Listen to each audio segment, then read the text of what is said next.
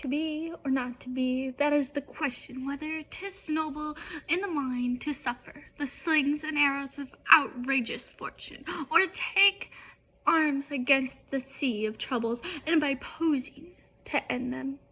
To die, to sleep no more. And by sleep we say we end the heartache of 1,000 natural shocks that flesh is here to us. 'Tis consumption, devoutly to be wished, to die, to sleep, perhaps a dream. There's a rub, and for that, the sleep of death, what dreams may come.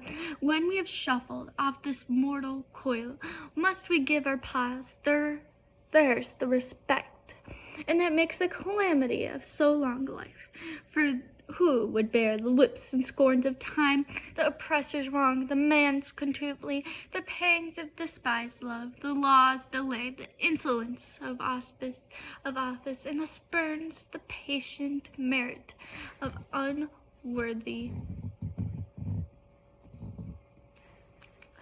takes, and when he himself might quiet this, a bond bare bodykin, who would for dale spare to grunt to sweat under a weary life, but dread of something after death, no undiscovered country from whose bourne no travellers return, the puzzles the will, and that makes us rather their ills bear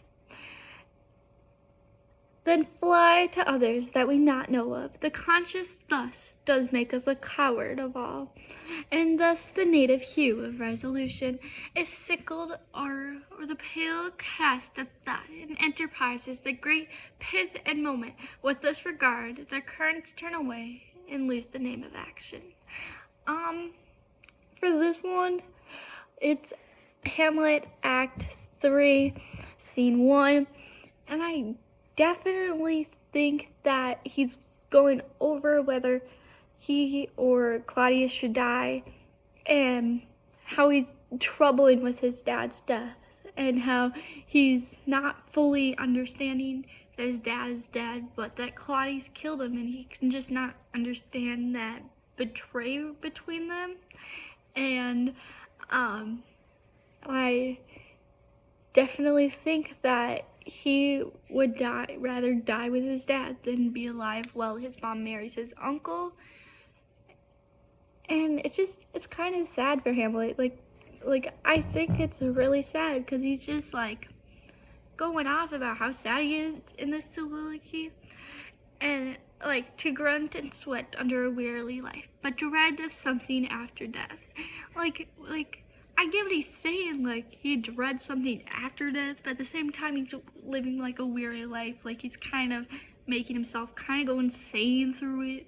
He's not really understanding the concept of his dad's death or the betrayal. He feels really angry in this one and sad. I think he feels a lot of sadness in this one, and I kind of feel bad for the guy. Like Shakespeare wrote this guy really sad and angry, and I just don't think that he needs to be this angry or sad with it. I mean, if someone murdered my parents, I would be very mad and very sad over it. But the betrayal, I think he just can't concept it. It's terrible.